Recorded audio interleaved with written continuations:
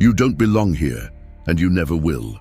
Those words would echo in Inspector Sarah Chen's mind as she stood before the very institution that had tried to destroy her career. Building Inspector David Morrison adjusted his hard hat and clipboard as he approached the gleaming new corporate headquarters, another rushed job by some desperate company trying to cut corners. He had seen it all before: bribes disguised as consulting fees, expensive dinners, and veiled threats when inspectors didn't play along. But Morrison prided himself on being incorruptible, the one inspector in the city who couldn't be bought. The woman in the business suit, standing near the entrance, looked out of place among the construction workers, probably another pencil-pushing executive trying to rush the process. Morrison's lip curled in disgust as he noticed her ethnicity. These tech companies always hired diversity quotas instead of qualified Americans. "Ma'am, this is a restricted construction zone," Morrison announced loudly, enjoying the attention from nearby workers. "You need to clear the area immediately." Sarah Chen looked up from her tablet, where she was reviewing structural calculations. "I'm here for the final inspection, just like you." "I don't think so, lady." Morrison stepped closer, invading her personal space. "This building inspection requires actual expertise, not some affirmative action hire pretending to know about construction." Sarah remained calm, though her jaw tightened slightly. "Sir, I believe there's been a misunderstanding. If you'll just let me show you my credentials—" "Save it," Morrison interrupted, grabbing the tablet from her hands. "I've heard every sob story from you people. Probably stole this from a real engineer." He scrolled through her detailed structural analysis, sneering. "Look at this amateur garbage. Whoever wrote this has no clue about load-bearing calculations." The construction foreman, Jake Williams, watched uncomfortably as Morrison continued his tirade. Something about the woman seemed familiar, but he couldn't place where he'd seen her before. Morrison puffed out his chest, addressing the gathering crowd of workers. "This is exactly what's wrong with our industry. Companies hiring based on gender and race instead of competence. Real engineers spend decades learning their craft, not getting handed degrees for filling quotas." Sarah's voice remained steady despite the humiliation. "Mr. Morrison, I think you should reconsider your position. There are proper procedures for building inspections, and personal attacks aren't part of them." "Don't lecture me about procedures." Morrison's face reddened. "I've been doing inspections since before you were born. You probably can't even read a blueprint, let alone understand structural integrity." He waved her tablet dismissively. "This amateur analysis would fail any first-year engineering student. The calculations are completely wrong. Any real inspector would see the obvious flaws." Morrison turned to the workers, who were increasingly uncomfortable with the scene. "Gentlemen, this is why our projects get delayed and our costs skyrocket. Unqualified diversity hires making decisions they're not equipped for." The foreman finally spoke up. "Dave, maybe you should just focus on the building inspection." "I am focusing on the inspection," Morrison snapped. "And part of that is keeping unqualified personnel away from the site. Ma'am, I'm going to have to ask you to leave before I call security." Sarah stood her ground. "I have every right to be here, Mr. Morrison. Perhaps you should verify my identity before making such assumptions." Morrison laughed harshly. "Your identity? Let me guess.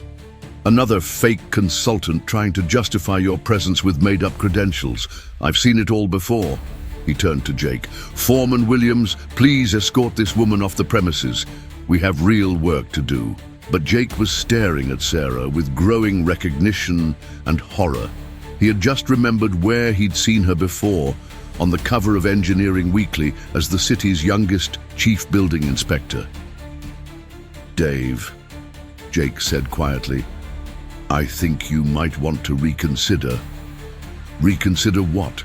Morrison was enjoying his moment of authority.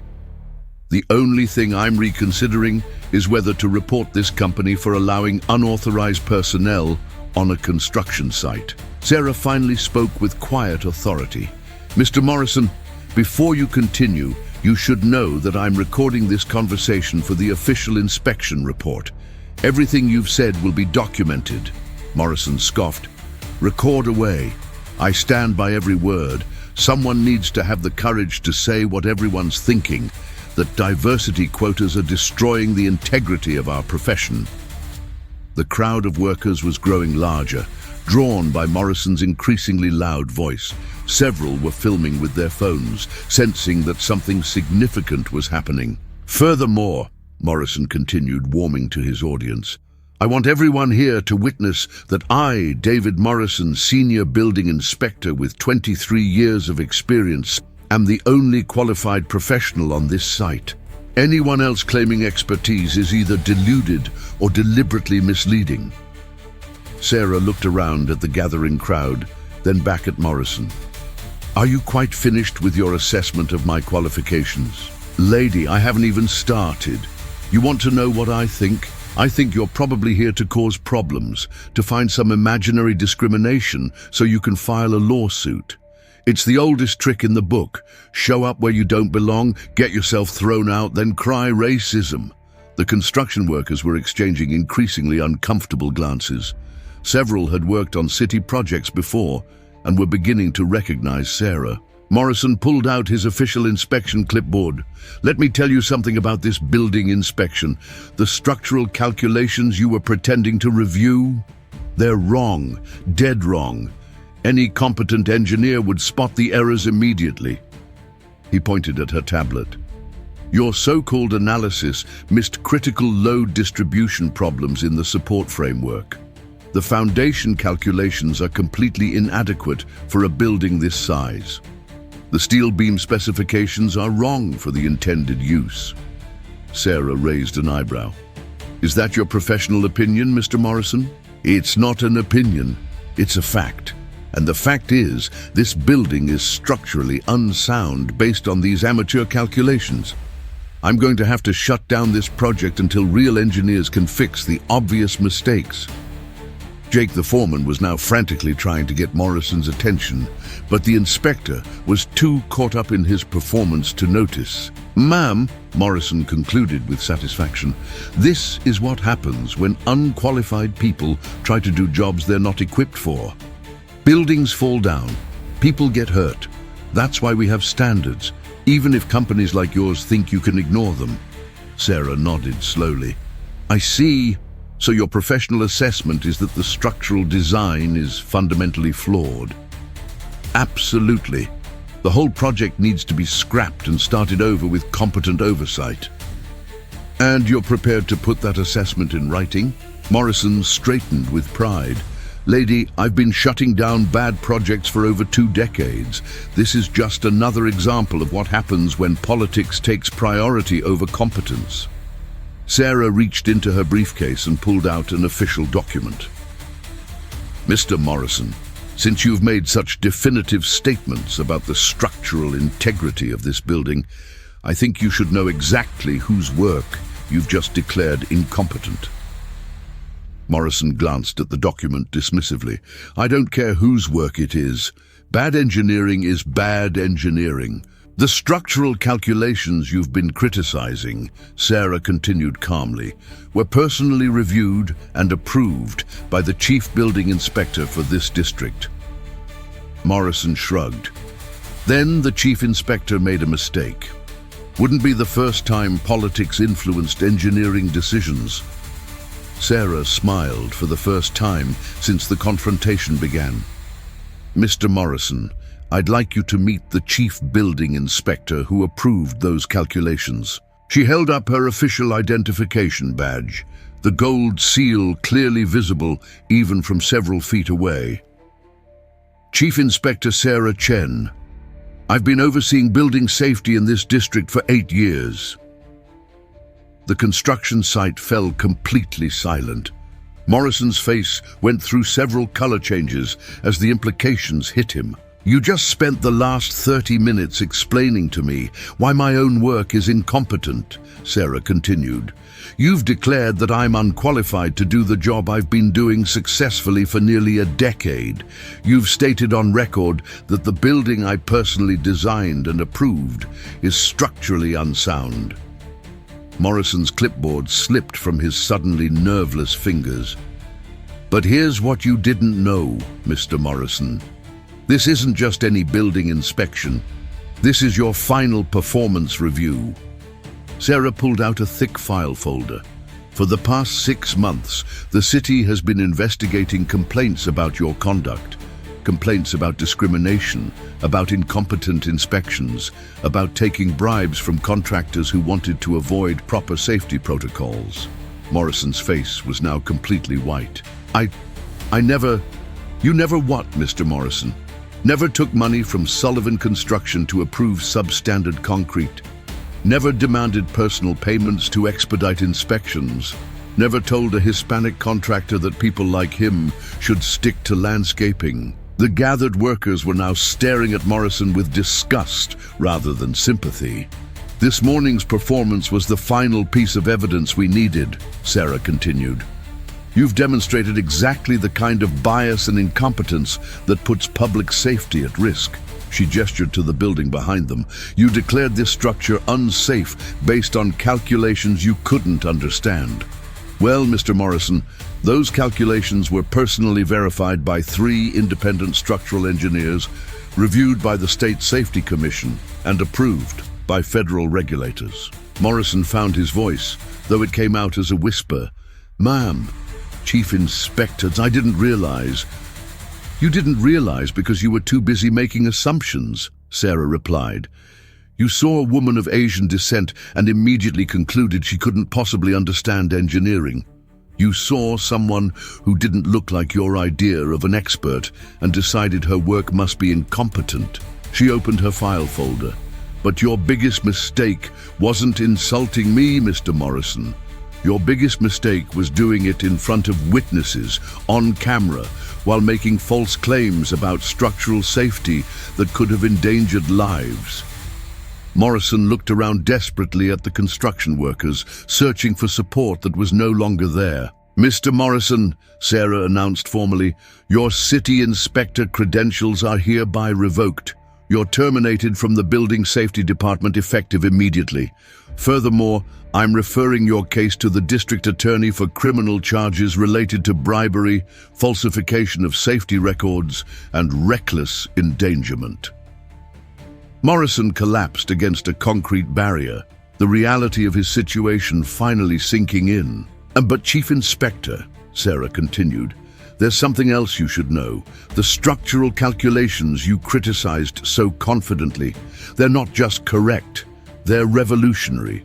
This building will be the first in the state to use my patented earthquake-resistant framework. She pointed to the steel framework rising above them. That design you called amateur? It's going to be studied in engineering schools nationwide. The foundation system you said was inadequate? It can withstand seismic activity twice as strong as anything this region has ever experienced. Sarah walked over to where Morrison sat slumped in defeat. You spent 23 years as an inspector, but you never understood what you were looking at. You rubber-stamped projects based on bribes and bias while real engineers did the actual work. She gestured to the construction workers. These men build the structures that keep our city safe. They deserve inspectors who understand their craft, who respect their expertise, who put public safety above personal prejudice. Sarah turned to address the entire crowd. Let this be a lesson to anyone who thinks they can judge others based on appearance, who believes competence has a particular race or gender, who assumes authority without understanding responsibility. She held up Morrison's abandoned clipboard. True expertise isn't demonstrated by tearing others down. It's proven by building others up, by creating safety, by making communities stronger. The construction workers began to applaud, slowly at first, then building to sustained appreciation. Mr. Morrison, Sarah concluded. "You asked me to leave because I didn't belong here. You were wrong. You're the one who doesn't belong in a profession dedicated to protecting public safety." She picked up her tablet and briefcase. "Gentlemen, let's continue with the real inspection. This building is going to set new standards for structural safety, and I want to make sure every detail is perfect." As Sarah walked toward the building entrance, the workers parted respectfully. Morrison remained sitting on the concrete barrier, staring at the ruins of his career. Jake the foreman approached Sarah hesitantly. "Chief Inspector, I'm sorry about what happened. I should have recognized you sooner." Sarah smiled. "Jake, you and your crew have done excellent work here.